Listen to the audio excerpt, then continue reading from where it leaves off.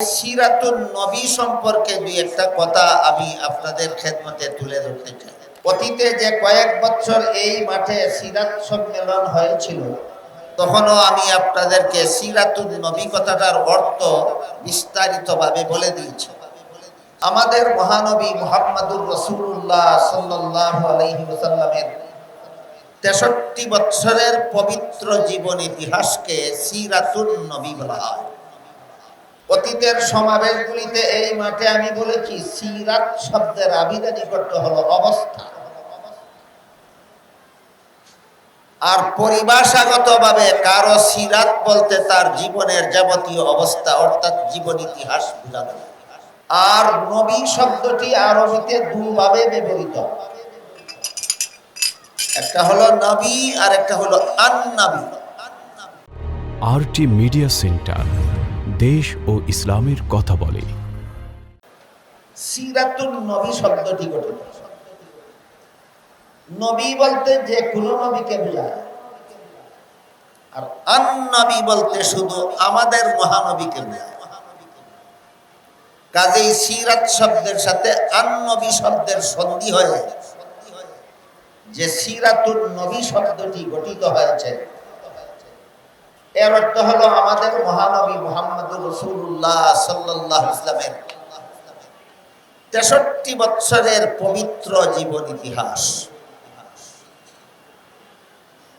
এই পবিত্র 63 বছরের জীবন ইতিহাসের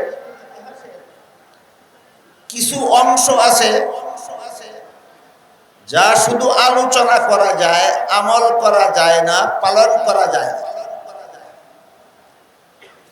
আর অনেকগুলি অংশ আছে যেগুলি শুধু আলোচনা করলে চলে না, আমল করতে হয়, পালন করতে হয়। তাই আমরা যদি বিস্তারিতভাবে বুঝতে চাই যে সিরাতুন নবীর কোন অংশ শুধু আলোচ্য, পালনীয় নয়, আর কোন অংশ শুধু আলোচ্য নয়, পালনীয়, এ দুটি প্রশ্নের পরিষ্কার জবাব বুঝতে হলে সিরাতুন নবীর প্রধান 3টি অধ্যায় সম্পর্কে পূর্ব অবগতি লাগে। আগের থেকে আমাদের জানা থাকা দরকার যে এই 63 বছরের পবিত্র জীবন ইতিহাসের 3টি অধ্যায় রয়েছে। প্রথম অধ্যায়ের সময়কাল 40 বছর, এই অধ্যায়কে কাবলান নবুয়ত বলা হয়। দ্বিতীয় অধ্যায় 13 বছরের, এই অধ্যায়কে মক্কি জিন্দেগি বলা হয়। তৃতীয় অধ্যায় 10 বছরের, সিরাতুন নবীর এই শেষ অধ্যায়কে রাসূলের মাদানী জিন্দেগি বলা হয়। পরবর্তী কথাগুলি পরিষ্কারভাবে বোঝার স্বার্থে আমরা প্রথমেই মনে রাখি সিরাতুন নবীর প্রধান 3টি অধ্যায় আছে। প্রথম অধ্যায় 40 বছরের, নাম কাবলান নবুয়ত। দ্বিতীয় অধ্যায়ের সময়কাল 13 বছরের, নাম মক্কি জিন্দেগি। তৃতীয় অধ্যায়ের সময়কাল 10 বছরের, নাম মাদানী জিন্দেগি। এই 3 অধ্যায়ের আবার 3টি বৈশিষ্ট্য আছে। প্রথম অধ্যায় 40 বছরের পবিত্র জিন্দেগির প্রথম অধ্যায়ের বৈশিষ্ট্য হল রাসূলের জিন্দেগির প্রথম 40টি বছরের জীবন ইতিহাস। এর বৈশিষ্ট্য, এটা উম্মতের জন্য শরীয়তের দলিল নয়, এটা নবীর জন্য নবুয়তের দলিল। যারা জানেন তো জানেনই, কারো জানা না থাকলে আপাতত শব্দ দুটি স্মরণ রাখুন, আমি পরে মর্ম বলে দেবেন। সিরাতুন নবীর প্রথম অধ্যায় 40 বছরের জিন্দেগি, এটা উম্মতের জন্য শরীয়তের দলিল নয়, এটা নবীর জন্য নবুয়তের দলিল। সিরাতুন নবীর যে অংশ উম্মতের জন্য শরীয়তের দলিল, সেই অংশ উম্মত শুধু আলোচনা করলে চলে না, আমলও করতে হয়, পালনও করতে হয়। আর সিরাতুন নবীর যে অংশ উম্মতের জন্য শরীয়তের দলিল নয়, শুধুমাত্র নবীর জন্য নবুয়তের দলিল। সেটা বিশেষ বিশেষ কতগুলি কারণে এই অধ্যায় শুধু আলোচ্য, পালনীয় নয়। আলোচনা করা যায়, পালন করা যায় না। আলোচনা করলে নফল বন্দেগীর সওয়াব হয়, কিন্তু পালন করার ক্ষমতাই কোনো মানুষ রাখে না। যেমন ধরুন, উদাহরণস্বরূপ বলা যায়, কোন লোকের জীবন ইতিহাস তার জন্ম থেকে শুরু হয়, ঠিক তেমনি ভাবে সিরাতুন নবীর 63 বছরের ইতিহাসও আমাদের মহানবীর জন্ম থেকে শুরু হয়েছে। আর যেভাবে 63 বছরের জীবন ইতিহাসকে সিরাতুন নবী বলা হয়, তেমনি ভাবে আমাদের মহানবীর জন্মকে মিলাদুন নবী বলা হয়। সিরাতুন নবীকে একটু পরিষ্কারভাবে বোঝার জন্যই পরিভাষাগুলি আমাদের মনে রাখা দরকার, যে 63 বছরের জীবন ইতিহাসের নাম সিরাতুন নবী, আর নবীর জন্মের নাম মিলাদুন নবী। মহানবী মুহাম্মদুর রাসূলুল্লাহ সাল্লাল্লাহু আলাইহি ওয়াসাল্লামের পবিত্র জন্মকে মিলাদুন নবী বলা হয়। রাসূলের জন্মকালীন বেশ কিছু কথাবার্তা, বেশ কিছু অবস্থা, বেশ কিছু ঘটনাবলী এমন আছে যা আলোচনা করলে নফল ইবাদতের সওয়াব হয়, আলোচনা করলে নবুয়তের প্রমাণ পাওয়া যায়, আলোচনা করলে ঈমান তাজা হয়, আলোচনা করলে অমুসলিমদের ইসলাম গ্রহণের প্রেরণা জাগ্রত হয়, কিন্তু পালন করার সাধ্য কোনো মানুষের নাই। এর একটি উদাহরণ, রাসূল করিম সাল্লাল্লাহু আলাইহি ওয়াসাল্লাম মায়ের গর্ভ থেকে ভূমিষ্ঠ হওয়ার সাথে সাথেই আল্লাহর শুকরিয়া আদায় করে দোয়া করেছেন। রাসূল করিম সাল্লাল্লাহু আলাইহি ওয়াসাল্লাম মায়ের গর্ভ থেকে খতনাকৃত অবস্থায় ভূমিষ্ঠ হয়েছে। রাসূল করিম সাল্লাল্লাহু আলাইহি ওয়াসাল্লাম মায়ের গর্ভ থেকে নার কাটা অবস্থায় ভূমিষ্ঠ হয়েছে। বুঝা থাকলে একটু দয়া করে বলুন, খতনাকৃত অবস্থায় ভূমিষ্ঠ হওয়া, নার কাটা অবস্থায় ভূমিষ্ঠ হওয়া, ভূমিষ্ঠ হওয়ার সাথে সাথে আল্লাহর শুকরিয়া আদায় করে দোয়া করা আর কোনো মানুষের পক্ষে সম্ভব না, একমাত্র মহানবীর পক্ষে সম্ভব। তাহলে ঘটনাগুলি কার জন্য, কিসের দলিল? যদি উম্মতের জন্য শরীয়তের দলিল হতো, উম্মতকেও খতনাকৃত অবস্থায় জন্ম হওয়ার ঘটনা অনুকরণ করতে হতো, পালন করতে হতো। যদি ঘটনা উম্মতের জন্য শরীয়তের দলিল হতো, উম্মতকেও নার কাটা অবস্থায় ভূমিষ্ঠ হওয়ার ঘটনা পালনীয় হতো। যদি উম্মতের জন্য শরীয়তের দলিল হতো, উম্মতকেও ভূমিষ্ঠ হওয়ার সাথে সাথে শুকরিয়া আদায় করে দোয়া করতে হতো। আজান হচ্ছে, যতক্ষণ আজান হবে ততক্ষণ আমরা নীরবতা পালন করবো। এটাই ইসলামে নীরবতা পালনের একটা সময়।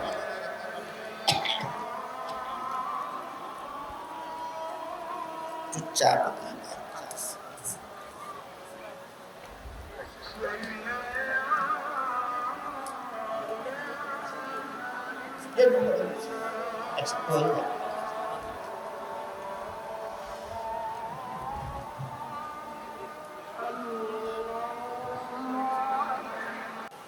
রাসূল করিম সাল্লাল্লাহু আলাইহি ওয়াসাল্লাম মা আমেনার গর্ভ থেকে ভূমিষ্ঠ হয়েছিলেন, কিন্তু দুধ পান করেছিলেন হালিমা সাদিয়া রাদিয়াল্লাহু আনহা। আমেনা হলেন রাসূলের গর্ভধারিণী মা, আর হালিমা হলেন রাসূলের দুধ মা। বুঝে থাকতে বলুন তো, হালিমার নিজের কোনো সন্তানাদি না হলে আমেনার সন্তানকে দুধ পান করাতে পারতেন? অবশ্যই না।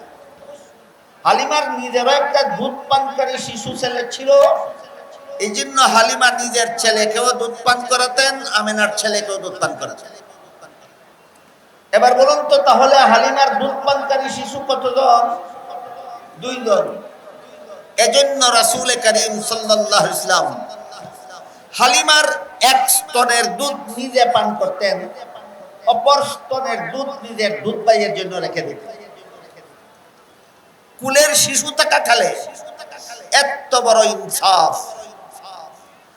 আর কোন মানুষের পক্ষে সম্ভব না, একমাত্র মুহাম্মদুর রাসূলুল্লাহর পক্ষে সম্ভব। এবার বলুন, ঘটনাটা উম্মতের জন্য শরীয়তের দলিল না নবীর জন্য নবুয়তের দলিল? পালনীয় না আলোচ্য? ঘটনা পালনীয় নয়, ঘটনা আলোচ্য। আরেকটি উদাহরণ দিচ্ছি। রাসূল কুলের শিশু থাকাকালেও কখনো উলঙ্গ হননি। কুলের শিশু থাকাকালে উলঙ্গ হননি। অগত্যা একদিন শিশু রাসূলের সতর থেকে কাপড় সরে গেছিল। অস্বাভাবিকভাবে চিৎকার দিয়ে কান্না শুরু করেছিলেন। যখন তার সতর ঢেকে দেওয়া হলো তখন তার কান্না থামলো। এইমাত্র শিশুকালের একদিনের ঘটনা। পরবর্তী জীবনে শিশুকালের এই একটি ঘটনা যখন স্মরণ হতো, রাসূলের লজ্জায় চেহারা মুবারক হলদে হয়ে যেত। ঘটনা বুঝে থাকলে বলুন, কুলের শিশু থাকাকালে উলঙ্গ না হওয়া এটা আর কোন মানবের পক্ষে সম্ভব না, একমাত্র মহামানবের পক্ষে সম্ভব। তাহলে ঘটনাটা উম্মতের জন্য শরীয়তের দলিল হলো না নবীর জন্য নবুয়তের দলিল হলো? এটা পালনীয় না আলোচ্য? ঘটনা পালনীয় নয়, আলোচ্য। এটাকেই বলে নবীর জন্য নবুয়তের দলিল, উম্মতের জন্য শরীয়তের দলিল নয়। আরেকটি ঘটনা, রাসূলের 4 বছর বয়সে জিবরিল ফেরেশতা আসলেন, রাসূলকে শোয়ালেন, সিনা মুবারক কাটলেন, ভিতরের অঙ্গ প্রত্যঙ্গ বের করে ধুইলেন, আবার ভিতরে ঢুকিয়ে সেলাই ছাড়া, মেডিসিন ছাড়া কাটা জোড়া লাগিয়ে দিলেন। রক্তপাত হলো না, ব্যথাও হলো না, সেলাইয়েরও দরকার হলো না, মেডিসিনেরও দরকার হলো না, সময়েরও দরকার হলো না। এটাকে আরবি ভাষায় সাক্ষ্য সদর বলা হয়, বাংলায় বক্ক বিদারণ বলা হয়। আমার দৃষ্টিতে শব্দ উভয়টাই কঠিন। এজন্য সর্বস্তরের মুসলমানদের বুঝার সুবিধার্থে আমি এটাকে বলে থাকি কুদরতি অপারেশন। রাসূলের জীবনে এমন কুদরতি অপারেশন সর্বমোট 4 বার হয়েছিল। প্রথম দফা হয়েছিল 4 বছর বয়সে। 4 বছর বয়স্ক শিশু মুহাম্মদের এই যে কুদরতি অপারেশন হলো, এটা কি পালনীয় না আলোচ্য? অনুসরণ করা সম্ভব না আলোচনা করা সম্ভব? মিলাদুন নবীর থেকে নিয়ে দীর্ঘ 40টি বছর পর্যন্ত এই সিরাতুন নবীর প্রথম 40 বছরের অধ্যায়ে আল্লাহ নবীর দ্বারা এমন কতগুলি অজস্র ঘটনা ঘটালেন, যেই ঘটনাগুলি উম্মতের জন্য পালনীয় নয়, উম্মতের জন্য অনুসরণীয় নয়, উম্মতের জন্য অনুকরণীয় নয়, শুধু আলোচ্য। পালন করা যাবে না, আলোচনা করে লাভ কি? এই প্রশ্ন যদি কারো মনে জাগে, সিরাতুন নবীর যে অংশ পালন করা যাবে না, আলোচনা করে লাভ কি? এই প্রশ্ন যাদের মনে জাগে তাদের প্রশ্নের জবাব কয়েকটা। 1 নম্বর, আলোচনার দ্বারা নফল ইবাদতের সওয়াব। 1 নম্বর, আলোচনার দ্বারা নফল ইবাদতের সওয়াব। 2 নম্বর, আলোচনার দ্বারা সিরাতুন নবী সম্পর্কে জ্ঞান লাভ হয়। 3 নম্বর, আলোচনার দ্বারা মুমিনের ঈমান তাজা হয়। 4 নম্বর, আলোচনার দ্বারা বেঈমান কাফিরের জন্য নবীর নবুয়তের প্রমাণ হয়। আমি কি বুঝাতে পারলাম আপনাদেরকে? সিরাতুন নবীর যে অংশ পালনীয় নয়, আলোচ্য, সেই অংশের আলোচনা অনর্থক না উপকারিতা আছে? একটা দুটা না, অনেকগুলি অনেকগুলি। তাই সিরাতুন নবীর প্রথম 40 বছরের প্রথম অধ্যায়, 40 বছরের মেয়াদকালের প্রায় সবগুলি ঘটনা নবীর উম্মতের জন্য শরীয়তের দলিল নয়, নবীর জন্য নবুয়তের দলিল। এটা হলো প্রথম অধ্যায়ের বৈশিষ্ট্য। এখানে আরেকটা প্রশ্ন কারো মনে জাগতে পারে যে আল্লাহর রাসূল জীবনের প্রথম বিয়ে করেছিলেন 25 বছর বয়সে। এটা কি প্রথম অধ্যায়ের 40 বছরের ভিতরে হলো না বাইরে হলো? ভিতরে। 40 বছরের জীবন ইতিহাস যদি উম্মতের জন্য পালনীয় না হয়, অনুসরণীয় না হয়, অনুকরণীয় না হয়, তাহলে 40 বছরের ভিতরে নবী বিয়ে করেছিলেন। বিয়ে করা উম্মতের জন্য শরীয়তের দলিল হলো কিভাবে, উম্মতের জন্য সুন্নাত হলো কিভাবে? এই প্রশ্নের সংক্ষিপ্ত জবাব, রাসূল 25 বছর বয়সে বিয়ে করেছিলেন, এজন্য বিয়ে করা উম্মতের জন্য সুন্নাত হয়নি। 40 বছর পূর্ণ হওয়ার পরে আল্লাহর রাসূল পরিষ্কার ভাষায় বলে দিয়েছিলেন, আন নিকাহু মিন সুন্নতি, বিবাহ বন্ধনে আবদ্ধ হওয়া আমার সুন্নাত। সেই হাদিসের দ্বারা বিবাহ উম্মতের জন্য সুন্নাত হয়েছে। 25 বছর বয়সে বিয়ে করেছিলেন সেই কারণে নয়। এবার আমরা দ্বিতীয় অধ্যায় সম্পর্কে কিছু আলোচনা করি। এর আগে প্রথম অধ্যায়ের 40 বছর মিলাদুন নবী থেকে শুরু হয়। আমি এতক্ষণ আপনাদের বলেছি মিলাদুন নবী পালনীয় না আলোচ্য। কাজে যারা বলে মিলাদুন নবী পালন করি হয়তো বুঝে সুঝে বলে না, তালে তালে বলে। আর যদি বুঝে শুনে বলে তাহলে জেনে শুনেই মিথ্যা বলে। মিলাদুন নবী পালনীয় নয়, 40 বছরের জীবন ইতিহাস উম্মতের জন্য পালনীয় নয়, সেগুলি আলোচ্য। এগুলি উম্মতের জন্য শরীয়তের দলিল নয়, এগুলি নবীর জন্য নবুয়তের দলিল। যেখানে মিলাদুন নবীটাই পালনীয় নয়, সেখানে ঈদে মিলাদুন নবী আসলো কোত্থেকে? পরিষ্কার সহিহ হাদিসে আল্লাহর রাসূল সাল্লাল্লাহু আলাইহি ওয়াসাল্লাম বলে দিয়েছেন, আল্লাহর পক্ষ থেকে আমার মুসলমান উম্মতের জন্য বাৎসরিক 2টি ঈদের ব্যবস্থা দেওয়া হয়েছে। মনে রাখার ব্যাপার সমস্ত মুসলমানদের। আল্লাহর রাসূল বলে গেছেন মুসলমান উম্মতের জন্য আল্লাহর পক্ষ থেকে কতটি ঈদের ব্যবস্থা দেওয়া হয়েছে। একটি ঈদের নাম রাসূল বলেছেন ঈদুল আযহা, আর একটা ঈদের নাম আল্লাহর রাসূল বলেছেন ঈদুল ফিতর। মুসলমানের বাৎসরিক ঈদ রাসূল বলেন 2টা, একটার নাম ঈদুল ফিতর, একটার নাম ঈদুল আযহা। আপনি যদি মিলাদুন নবীকে ঈদে রূপান্তরিত করেন, তাইলে রাসূলের 2 এর সংখ্যায় আপনি সন্তুষ্ট নন, আপনি 3 এর সংখ্যায় সন্তুষ্ট। আপনি আশিকে রাসূল হলেন না দুশমনে রাসূল হলেন? এজন্য হাদিস শরীফে রাসূল করিম সাল্লাল্লাহু আলাইহি ওয়াসাল্লাম বলেন, ইয়াকুম ওয়া মুহদাসাতিল উমুর ফাইন্না কুল্লা মুহদাসাতিন বিদআতুন ওয়া কুল্লা বিদআতিন দালালা ওয়া কুল্লা দালালাতিন ফিন্নার, আও কামা ক্বালা আলাইহিস সালাতু ওয়াস সালাম। এর অর্থ হলো রাসূল বলেন, কোন কাজ, মুসলমানের কোন কাজকর্ম ইসলামী কর্মকাণ্ড সাব্যস্ত হওয়ার জন্য 4 প্রকার দলিলের কোন এক প্রকারের দ্বারা সাব্যস্ত হতে হবে। এই 4 প্রকার দলিলের আলোচনা রাসূল বিভিন্ন হাদিসে করেছেন। আল্লাহ পাক রব্বুল আলামিন সূরা নিসার 59 নম্বর আয়াতে করেছেন। প্রথম প্রকার দলিলের নাম আল্লাহর কুরআন, দ্বিতীয় প্রকার দলিলের নাম রাসূলের হাদিস, তৃতীয় প্রকার দলিলের নাম উম্মতের ইজমা, চতুর্থ প্রকার দলিলের নাম মুস্তাহিদগণের মাযহাব। যে বিষয় আল্লাহর কুরআনে নাই, যে বিষয় রাসূলের হাদিসে নাই, যে বিষয় উম্মতের ইজমায় নাই, যে বিষয় মুস্তাহিদ ইমামগণের মাযহাবে নাই, এমন কথা মন গড়া ভাবে যারা ধর্মের নামে পালন করে, তাদের এই মন গড়া ধর্মের কর্মকাণ্ডকে আল্লাহ রাসূল বেদাত নামে আখ্যায়িত করেছেন। রাসূল বলেছেন, সাবধান, এমন বেদাত কর্মকাণ্ডে আমার উম্মত মুসলমান লিপ্ত হবে না। বেদাতে লিপ্ত হলে তুমি জান্নাতের পথ হারাবে, আর জান্নাতের পথ হারালে তোমাকে জাহান্নামের শাস্তি ভোগ করতেই হবে। এবার এখান থেকে আমরা 2টি কথা মনে রাখার মতো। একটা হলো মিলাদুন নবী পালনীয় নয়, আলোচ্য। আরেকটা হলো মিলাদুন নবীর সাথে ঈদ শব্দের সংযোজন ইসলামী কোন দলিলের দ্বারা সাব্যস্ত নয়। মিলাদুন নবীর সাথে ঈদ শব্দের সংযোজন একদল বেদাতীদের মন গড়া। মিলাদুন নবীর সাথে ঈদ শব্দের সংযোজন একদল বেদাতীদের মন গড়া। এমন মন গড়া কাজকে এই হাদিস শরীফে আল্লাহ রাসূল বেদাত বলেছেন। এই পর্যন্তই কথা শেষ নয়। আপনারা লক্ষ্য করে থাকবেন 1974 সালের পর থেকে, এর আগে ছিল না, মনে রাখবেন, এর আগে ছিল না বাংলাদেশে। 1974 সালের পর থেকে বাংলাদেশে কিছু লোক প্রতি বছরের 12ই রবিউল আউয়ালে একটা ঈদে মিলাদুন নবীর নামে একটা মিছিল বের করে। শোভাযাত্রা বের করে।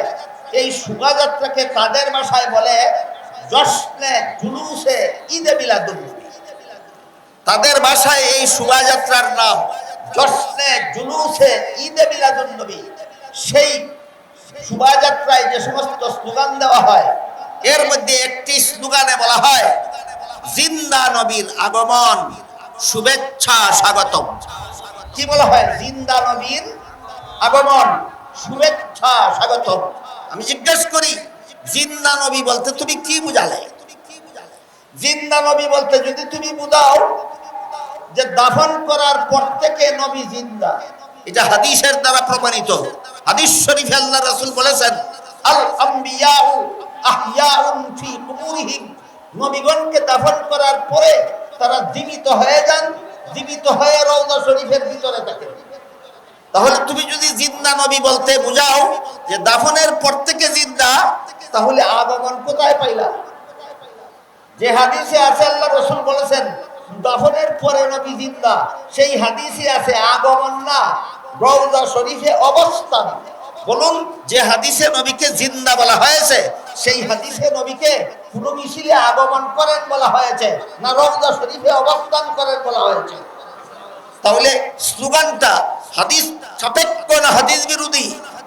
হাদিস বিরোধী।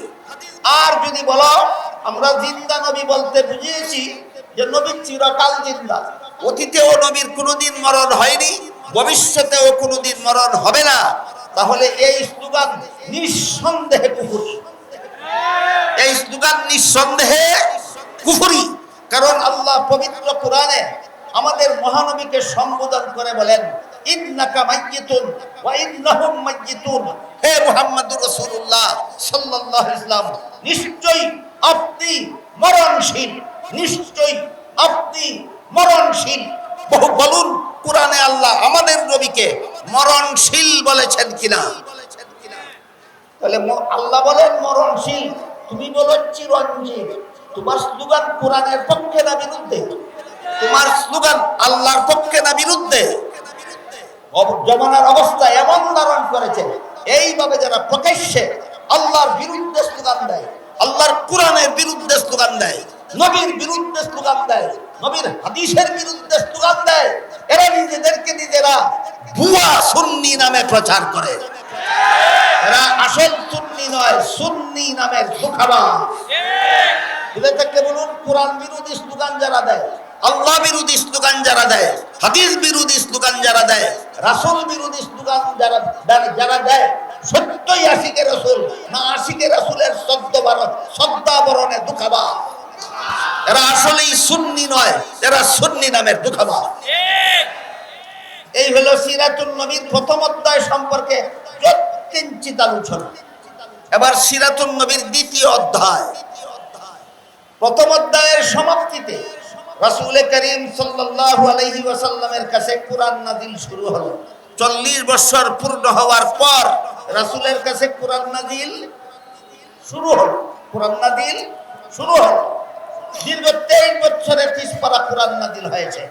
এই 23 বছরে প্রায় 10 লক্ষ হাদিস কোরআনের ব্যাখ্যা স্বরূপ আল্লাহ রাসূলের কাছে পাঠিয়েছেন। উলামায়ে কেরামদের উদ্দেশ্যে, উলামায়ে কেরামদের জানাই আছে, মাদ্রাসার ছাত্রদের উদ্দেশ্যে বলি এবং যারা আলেমন মাদ্রাসার ছাত্র নাম তাদের উদ্দেশ্যে বলি, আল্লাহ নবীর কাছে ওহী পাঠানো শুরু করেন দ্বিতীয় অধ্যায়ের শুরুতে। প্রথম অধ্যায়ের শেষ ভাগে এই ওহী দুই প্রকার। এক প্রকার ওহীর নাম কোরআন, আর এক প্রকার ওহীর নাম হাদিস। সুতরাং কোরআনও আল্লাহর ওহী, রাসূলের হাদিসও আল্লাহর ওহী। এই ওহী রাসূল করিম কোরআন এবং হাদিস রাসূলের কাছে প্রথম অধ্যায়ে নাযিল হয়েছে না দ্বিতীয় অধ্যায়ে? 30 পারা কোরআনে আর প্রায় 10 লক্ষ হাদিসে ইসলামের যাবতীয় বিধিবিধান নিহিত রয়েছে, প্রত্যক্ষভাবে অথবা পরোক্ষভাবে।